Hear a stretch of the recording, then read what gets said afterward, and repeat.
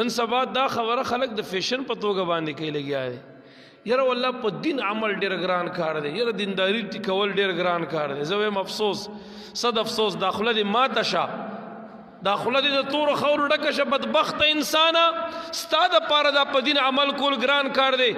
که د حضرت بلال دپاره ګران کارو چې امیه بن خلف په د مکې معظمې په هغه تودو شګو باندې اچولی او په سینه به یې ورته غټ غټ کاڼي ښودلي او د مکې هغه سختې ګرمۍ ورته به یې اچولی او په درو په کوړو باندې به یې وهلو او چې کله به یې راپاسولو لاره کې به یې ورته پړی مری کې واچولو راښکو به او د مکې د چم ماشومانو به په کاڼو باندې په ملا باندې ویشتلو او کله به یې راوستو په تودو سکروټو به یې واچولو او د بلال د تن نه به یې غوښې جدا کولې هغه بلال دپاره په دین عمل کول ګران کار او که زما ستا دپاره ګران کار دی ته خو د مسلمان په ملک کې پیدا یې د مسلمان په کور کې پیدا یې د مسلمان په غېږه کې لوی شوی لوبېدلی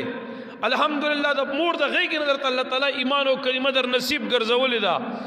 ټول ماحول درته جوړ دی که د اوړي په موسم کې جومات ته راځي تا ته این ټیم په جومات کې یخې اوبه موجودې دي تا ته په جومات کې قالین غوړېدلی دی کارپېټ غوړېدلی دی درې غوړېدلی دي تا ته په جومات کې یو پی ایس لګېدلی دی تا ته په جومات کې بجلی لګېدلې ده تا ته پکې لګېدلی تا ته راډ لګېدلی تا ته یوټیوب لګېدلی تا ته بلف لګېدلی تا ته 5 وخته اذان پکې کېږي نه د جومات د سکولاولو نه خبر نه د جومات د بندولو نه خبر نه د جومات د صفایۍ نه خبر د هېڅ نه خبر نه په 2 ګامه کې د کور سره د جومات درته ځای په ځای باندې جوړ دی دا په دین باندې عمل تا ته ګران و که دا حضرت بلال ته ګران و چې د یو الله نوم به نه شو اخیستی د مکې د کفارو د وجې نه هغې به دومره ووهلو چې مبارک به د ډېرو ګزارونو او د ډېر درد د وجې نه مبارک به بېهوشه پړ مخې را پرېوتله په دین باندې عمل ګران کارو بلال ته ګرانو په دین عمل ګران دی صہیب ته ګرانو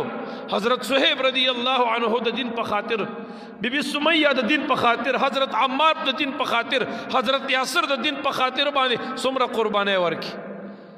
په دین باندې عمل هغه صحابو ته ګرانو او کمو ته ګران دی که د جمعې سیزن او موسم راشي په جمعې کې راته په هر جومات کې تاسو ګورئ اوبه ملاویږي بعضو جوماتونو کې ایټرې لګېدلې دي بعضو کې ګریزرې لګېدلې دي کایلونونه پکې غوړېدلې دي د ګیس ایټر درته پکې بیل لګېدلی دی په هر جومات کې تا ته چې کوم دی هغه سهولیات مهیا دي میسر دي د هغې باوجود زما ستا دعوه څه ده یاره په دین باندې عمل ګران کار دی په 2 ګامه کې راته جومات جوړ دی یاره په دین باندې عمل ګران کار دی یخې اوبه په اوړي کې ملاویږي په دین عمل ګران کار دی ګرمې اوبه په جمعې کې ملاویږي یاره په دین باندې عمل ګران کار دی قالین کارپېټ راته غوړېدلی دی اے سی پکې راته لګېدلی دی کولر پکې راته لګېدلی دی هیټر په جومات کې لګېدلی دی ګریزر پکې لګېدلی دی یو پی ایس پکې لګېدلی دی بجلی درته پکې وړې جمع مهیا وي جنریټر لګېدلی د هغې باوجود یاره په دین عمل کول ګران کار دی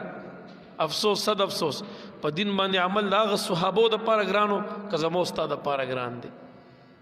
هغې مبارکانو په زړه کې د الله تبارک وتعالی ایمان یره خوف په الله تبارک وتعالی باندې مینو د الله محبت په زړه کې د الله د رسول الله سلام محبت په زړه کې لري د دین درد او محبت په زړه کې لري هغې ته په دین عمل ګران کار نه و زما ستا ایمان کمزوري پیدا کا زما ستا په زړه کې د الله محبت نشته د دین محبت نشته د نبی علیه السلام محبت نشته د آخرت یره او فکر نشته د مرګ غم را سره نشته ځکه خو په دین باندې عمل راته ګران ښکارېږي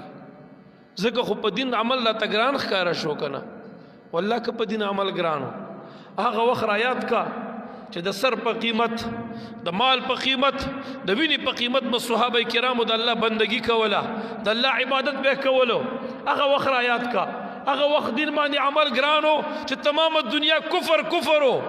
او د شمار یو څو مسلمانانو په دنیا کې هغې ته په دین عمل ګرانو او که نه په دې وخت کې چې هر طرف ته چې ګوره الحمدلله د کافر په ملک کې نن د الله اکبر صدا پورته کېږي د انګریز په ملک کې نن د الله تعالی د الله اکبر صدا پورته کېږي تا ته جوماتونه په هر ځای کې مهیا میسر دي سره د هغې دومره ناشکري چې یاره په دین عمل ګران کار دی یاره دینداري ګران کار دی افسوس خدای له بس جواب ورکو